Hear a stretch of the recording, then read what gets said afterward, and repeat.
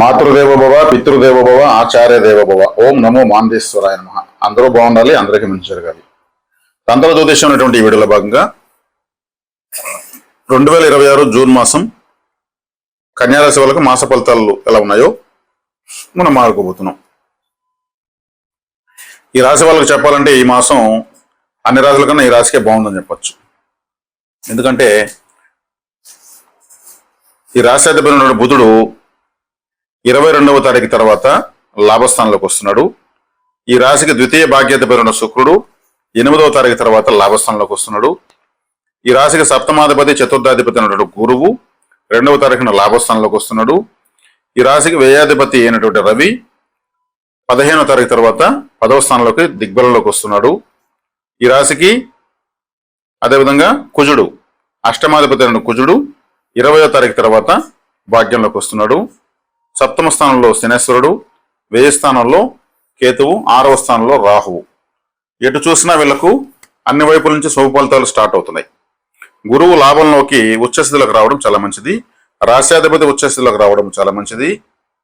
భాగ్యాధిపతి ఉచ్చస్థితి గ్రహంలో ఉచ్చస్థితి గ్రహం ఉన్నటువంటి గురువుతో కూడా కలవడం మంచిది. అంటే ఉచ్చస్థితి గ్రహంతో ఉన్న గ్రహాలు కూడా ఉచ్చస్థితి ఫలితాలు పొందుతాయి. లాభస్థానం ప్రత్యేకించి ఇది చాలా విశేషమైనటువంటి ఫలితాలు. మీరు రాబోయే కాలంలో జరగబోయేటువంటి అత్యద్భుతమైనటువంటి ఫలితాలకు ఈ మాసం మీకు ఒక దిక్సూచిగా నిలుస్తుండడంలో ఎటువంటి సందేహం లేదు.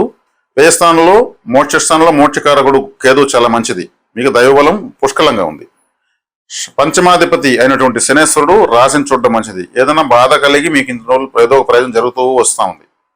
శనేశ్వరుడు బాధకారకుడు కాబట్టి, కానీ ప్రయోజనం జరుగుతుంది. 6వ ఇంటి వాడు కూడా అవుతాడు కాబట్టి. ఇప్పుడు లాభంలోకి విశేషించి 3 గ్రహాలు ఒకదాని వెంట ఒకటి రావడము, 10వ స్థానం బలపడ్డము మీకు చాలా మంచిది.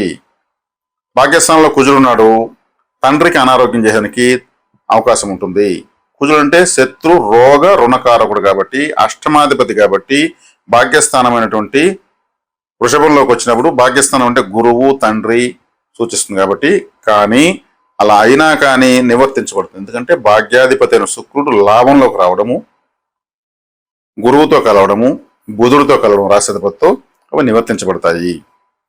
కాబట్టి విశేషమైనటువంటి శుభ ఫలితాల మాసంగా జూన్ మాసం కన్యా రాశి వాళ్ళ యొక్క జీవితంలో చిరస్థాయిగా నిలిచిపోతుంది. ఎందుకంటే ఏ గ్రహమైనా లాభస్థానంలో యోగిస్తుంది. అది నీచ గ్రహమైనా కూడా అది జ్యోతిష్ శాస్త్రంలో బ్రహ్మదేవుడు ఇచ్చిన వరం. కాబట్టి లాభస్థానంలో గ్రహాలు నైసర్గిక శుభగ్రహాలు రావడం విశేష ఫలితం.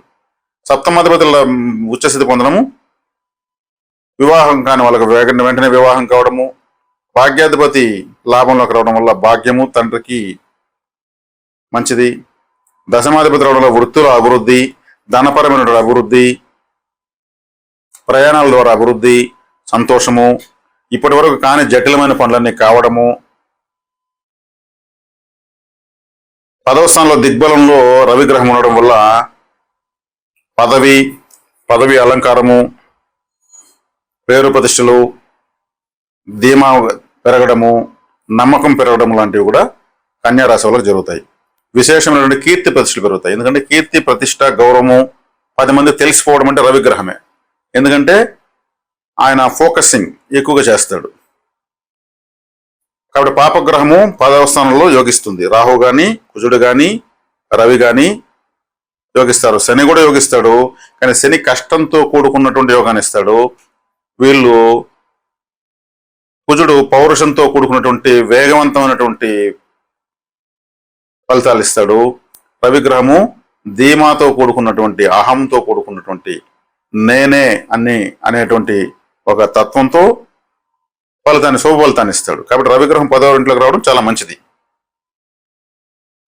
కాబట్టి వీళ్ళు విశేషంగా వీళ్ళ యొక్క అన్ని రకాల విషయాలను అభివృద్ధి చేసుకుంటారని ఎటువంటి సందేహం లేదు. ఈ మాసాన్ని వీళ్ళు సద్వినియోగం చేసుకోవాలి.